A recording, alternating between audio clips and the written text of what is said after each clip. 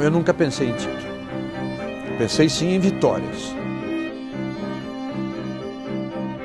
As pessoas que trabalharam lá vieram a se tornar grandes nomes da Fórmula 1. Foi realmente uma passagem magnífica. O nosso trabalho para a Copersucar era quase que secreto. Eu gostaria demais de ter narrado uma vitória no Emerson. A gente podia estar até hoje com uma das melhores equipes de Fórmula 1.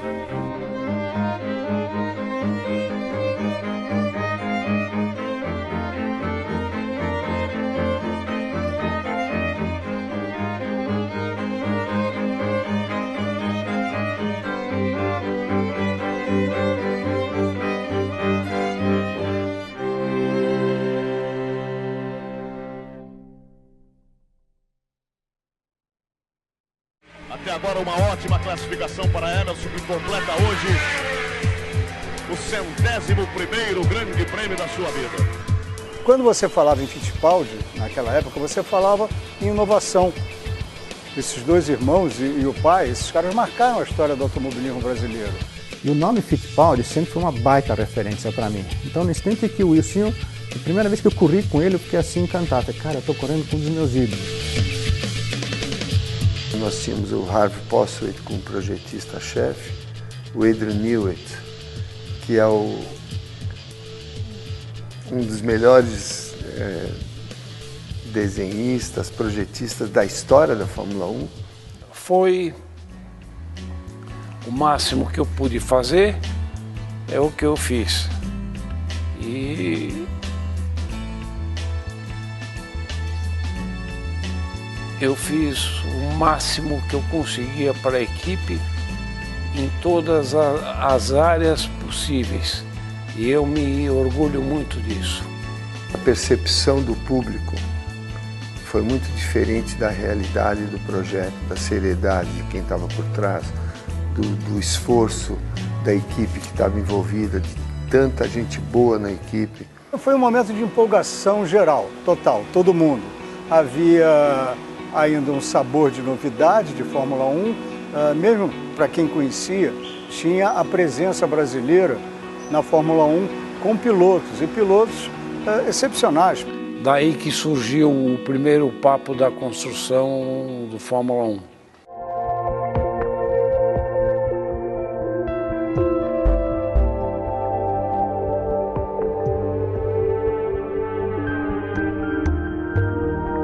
Conversei com o Ricardo Dívila, que sempre, desde a primeira corrida, ele sempre estava do meu lado, e ele que era o responsável tecnicamente dos meus carros. E nós fomos jantar juntos, aí eu falei: Ricardo, o que você acha da gente construir uma equipe, organizar uma equipe e construir um Fórmula 1? Ele falou: acho a ideia boa. Aquilo me deu um incentivo muito grande. Nós tínhamos uma herança de construir carros, de gostar da parte mecânica. Então a ideia, por que não construir o Fórmula 1 brasileiro? Aí nós viemos para o Brasil e fomos atrás de materiais especiais para ver se nós tínhamos possibilidade de construir o carro aqui. Era avançada a ideia, mas se a gente tivesse apoio de patrocínio, continuar o sonho, né, do Atala, de fazer uma equipe brasileira da Copersucar, o apoio que o Atala nos deu foi fantástico. O Atala era o presidente da Copersucar, era uma cooperativa de engenhos de cana-de-açúcar, né? Que por si os engenhos de cana-de-açúcar já trazem historicamente o peso de escravidão. Esses grandes usineiros viram a oportunidade de ouro para enriquecer e para se afirmar como elementos fundamentais na modernização do país inteiro. Ela foi muito criticada no campo econômico, né, de ceder um dinheiro grande para uma equipe de Fórmula 1, que correria fora do Brasil, uma vez no Brasil e o resto fora. É organizada, antes disso, já a Copersucar, depois a Fórmula 1, e que vai se vincular à equipe do Fittipaldi para fazer essa propaganda, não apenas de um modelo específico de produção energética, que é o álcool, mas também a tudo que a Fórmula 1 representava. A Fórmula 1 ela sintetizava esse elemento de modernização, que era a tecnologia, era a velocidade. Então não foi bem mecenato, foi um business, foi um negócio que foi feito, no qual ele teve a sua justa recompensa. O nacionalismo, então, ele encontrou no esporte um meio de reprodução muito eficaz. E o nacionalismo se opunha às propostas que muitos, né, associavam ao comunismo, de luta dos trabalhadores brasileiros contra os patrões brasileiros. O nacionalismo colocava todo mundo no mesmo balaio, era todo mundo igual, todo mundo brasileiro.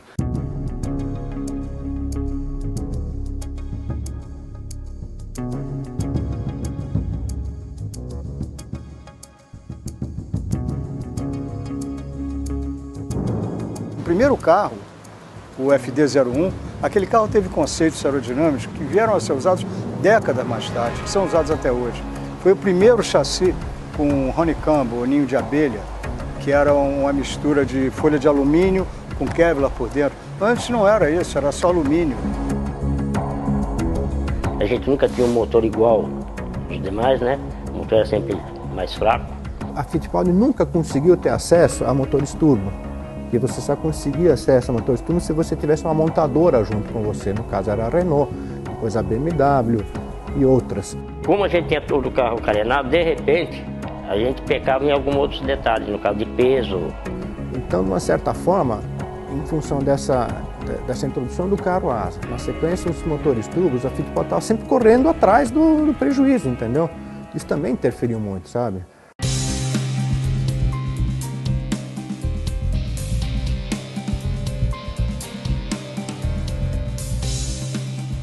Uma coisa que no começo foi super estranha, que eu levei o primeiro projeto da ASA para a Embraer e tinham 2, 3 engenheiros da Embraer olhando a asa. Então eu punha a asa na posição certa na mesa, conversava com eles, um deles ia lá, virava a asa de cabeça para baixo, porque ele estava acostumado a mexer com um avião, que o efeito da asa é levantar o avião, e o efeito da asa para nós, automóvel, é apertar o carro o máximo possível no chão.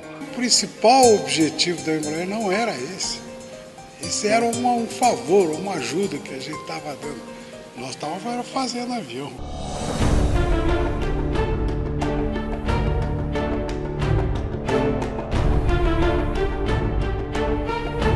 A gente sabia que um carro evolui, um carro não nasce, ele pode até nascer bom, mas pronto ele não nasce.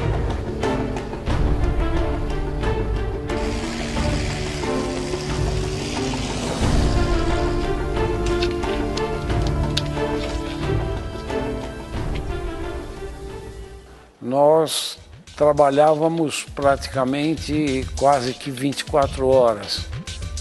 Então nós montamos uma equipe na Inglaterra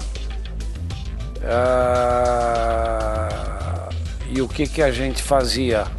Parte daquela equipe ia para todas as provas e parte daquela equipe ficava na Inglaterra construindo os componentes para o carro número 2.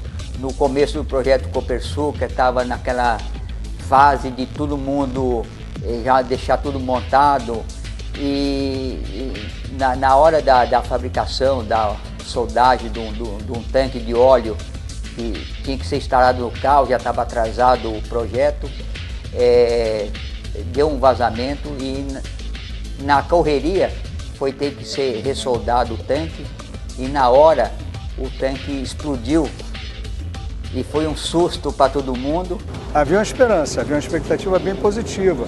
E o carro andou bem nos treinos, o carro vinha bem dentro do que se esperava.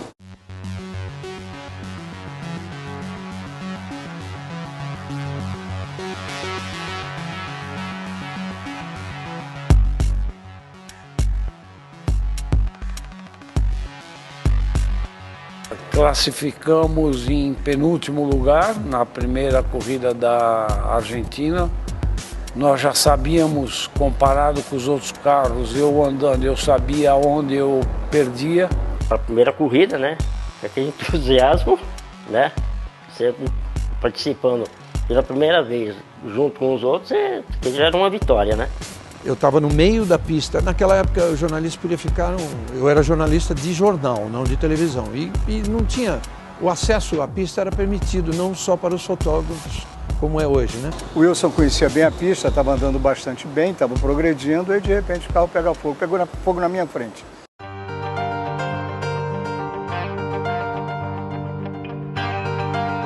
Não estava pensando naquela hora que o carro pegou, estava pensando já no que tinha que fazer para a próxima, né? Eu bati, saí do carro, fiquei ainda próximo até ele passar. E o Emerson correndo de Lotus, né? Ainda tinha fogo no carro aquele instante. O pessoal estava chegando com o extintor, mas eu já estava em pé do lado do carro e eu vi que ele me viu.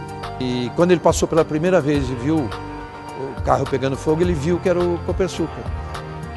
Na volta seguinte, te juro, ele fala que não tirou o pé, mas com certeza ele tirou o pé porque ele passou olhando para o lado. Ele conseguiu ver o Wilson, correu para ficar em pé do lado do carro, para o Emerson vê-lo em pé e continuou. E o Emerson ganhou aquela corrida.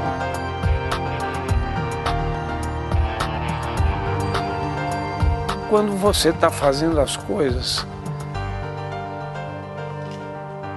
que você sabe que estão sendo feitas bem feitas, é duro você pegar um resultado ruim. O trabalho que você fez durante um ano, destruir em 15 voltas, aí é duro.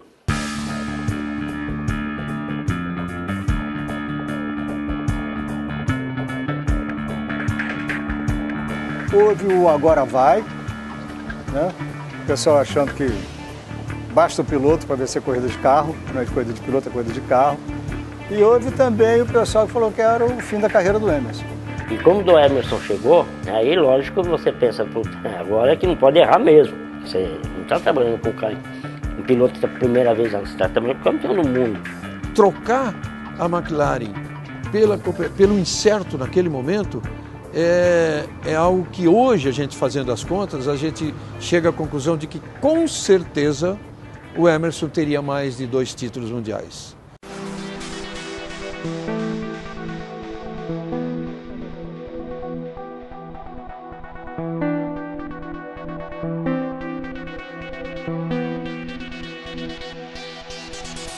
Eu lidava muito bem, porque eu sabia que era um projeto que eu ia me sacrificar muito, que eu ia ter que recomeçar tudo de novo. Eu já estava preparado a isso. Como nós tínhamos, não digo nós, como a equipe tinha o Emerson Fittipaldi como um dos pilotos, bicampeão mundial e ao mesmo tempo dono da equipe. Um dos sócios, junto com o Wilson, é um dono. É diferente do que você ter um piloto contratado. Quando você tem um piloto contratado, o departamento de engenharia tem um projeto para desenvolver um carro. Não deu certo, vai mexendo aqui e ali até achar um caminho, porque o piloto é um contratado. Mas na hora que você tem um piloto que é o chefe da equipe, que é o patrão do engenheiro, o engenheiro também se sente pressionado. Pô, eu tenho que mostrar resultado, senão meu patrão vai mandar embora, entendeu? Para eles sempre foi uma luta contra gigantes. Mas eles não eram anões, não. Eles eram muito avançados. Vai começar o Grande Prêmio Brasil de Fórmula 1. E a largada.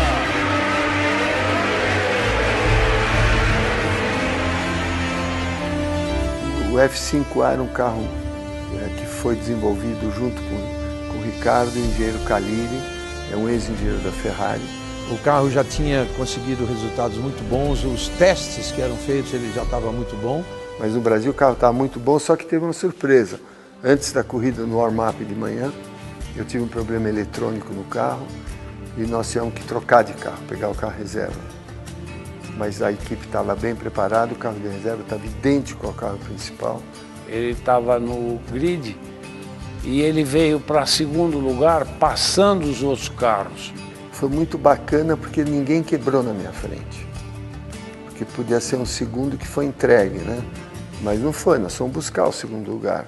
Na volta de 56, passa Emerson Fittipaldi. Assume a segunda posição com o delírio da plateia aqui em Jacarepaguá. E aí o Emerson, no Brasil, com o calor da torcida toda, ele se superou e fez aquele grande segundo lugar. Público de pé aplaudindo o brasileiro. Lá vem Emerson. Vai para o pódio desta vez. Segundo colocado, Emerson Fittipaldi. Uma festa incrível.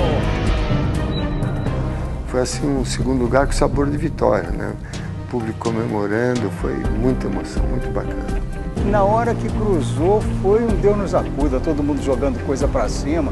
Foi uma festa enorme, Jacarepaguá enlouqueceu. O diretor, para dar a bandeirada, ele estava simplesmente no meio do público, né? Porque todo mundo invadiu perigosamente a pista, é claro. Toda alegria. Cerveja para todo lado. E agora a volta de Emerson saudando o público no Rio de Janeiro. Com o segundo lugar.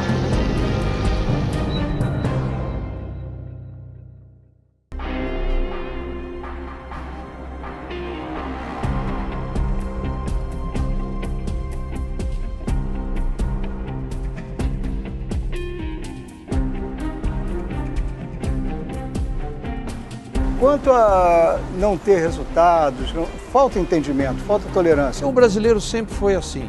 Ele quer um brasileiro vencendo, seja no boxe, no patinete, no skate, na natação, seja onde for.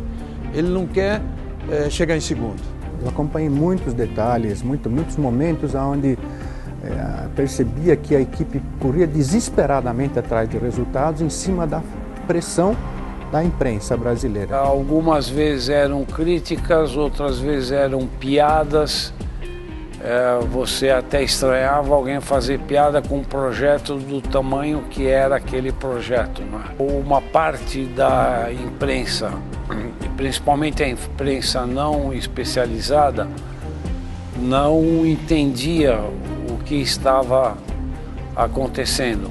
Aí começou a prevalecer o lado da chacota, sabe, o lado da perseguição política também, né? A reação contra esse lado estatal que amparava eles. Eu tenho certeza absoluta que essa pressão, essa cobrança interferiu muito no desenvolvimento que deveria acontecer de uma maneira natural dos carros, dos projetos. Isso não aconteceu. A imprensa não tem que ser patriota, ponto. Ela tem que apoiar a equipe se ela for bem e torcer, isso sim. Qualquer brasileiro, seja jornalista ou não, tem que torcer. Mas ela não tem que defender, por patriotismo, uma coisa que não esteja dando certo.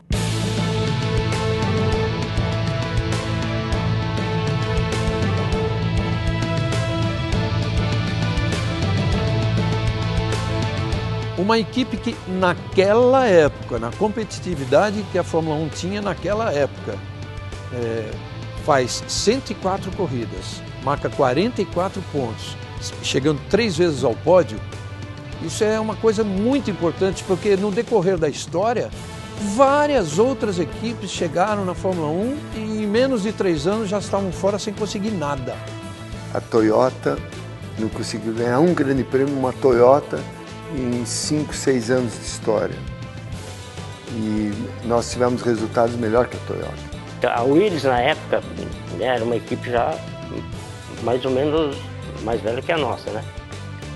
Tanto é que eles tinham dificuldades que nós mesmos chegávamos a emprestar motor para eles. Hoje você vê o que é uma Willis. Ele tinha o direito. Ele fez o projeto dele, que deu certo até um certo ponto, não teve resultados assim maravilhosos. Já eram resultados até melhores do que numa fase inicial, porque o carro era melhor, mas não vinha a tão ansiada vitória. Gente, o idealismo era esse. Nós vamos chegar lá e vamos vencer. Não no primeiro ano, mas no segundo, no terceiro, nós vamos vencer. Era muito bonito o que eles pensavam.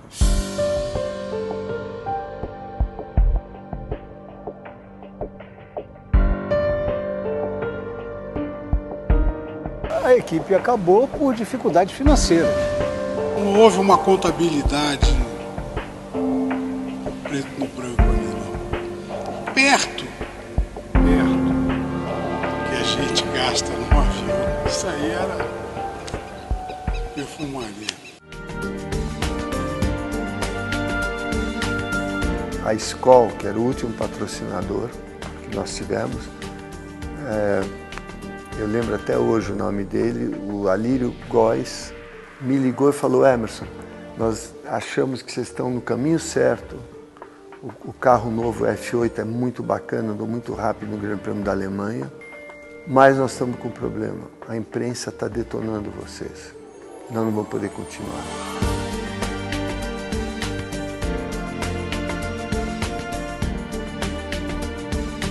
Infelizmente tivemos que parar justo naquele instante que eu diria que aquele foi o melhor carro nosso. Uma pena porque havia um progresso muito grande, havia um respeito grande no meio do automobilismo, no meio da Fórmula 1. Perdeu muito dinheiro, mas ganhei muita experiência de vida. O orgulho de ter feito isso tudo com uma equipe ótima de pessoas que trabalharam demais também. –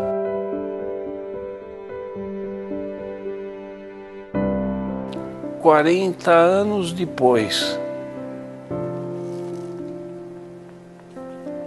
se eu pudesse, faria tudo de novo.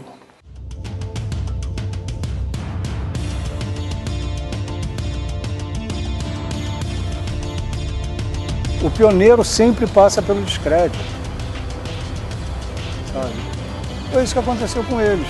O homem sempre tem que sonhar. E vamos continuar sonhando. No fim, foi fantástico.